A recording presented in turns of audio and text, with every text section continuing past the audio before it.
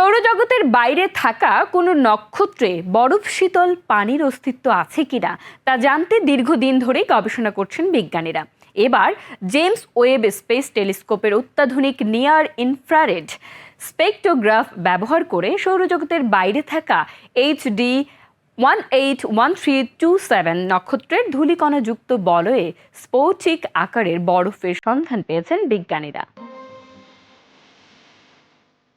বৃহস্পতি বা শনি উপগ্রহ ও প্লুটোর মতো বামন গ্রহতে বরফ থাকা স্বাভাবিক বিষয় হলেও ভিন গ্রহের কোনো নক্ষত্রকে ঘিরে এর আগে সরাসরি বরফ শনাক্ত করা সম্ভব হয়নি।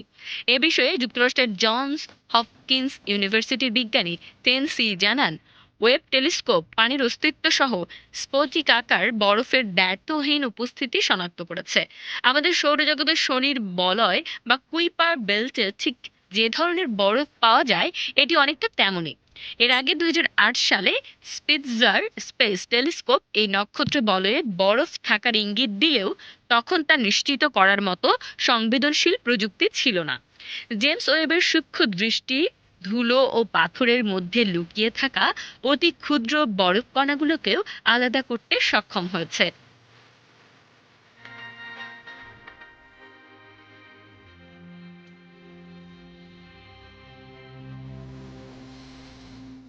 বিজ্ঞানীদের তথ্য মতে নক্ষত্র বলয়ে বরফ থাকা মানে সেখানে গ্রহ তৈরির প্রক্রিয়া ত্বরান্বিত হওয়া। বিষয়টি ব্যাখ্যা করে বিজ্ঞানী চেন জানান, এই বরফযুক্ত উপাদানগুলোই কোটি কোটি বছর পর তৈরি হতে যাওয়া পাথুরে গ্রহতে পানির যোগান দেয়। ঠিক যেভাবে পৃথিবীর জন্মের পর ধূমকেতু বা গ্রহাণুর মাধ্যমে পানি এসেছিল বলে ধারণা করা হয়। আমাদের 460 কোটি বছর বয়সী সূর্যের তুলনায় HD 181327 নক্ষত্রটি বেশ তরুণ। এর বয়স মাত্র 2 কোটি 30 লাখ বছর।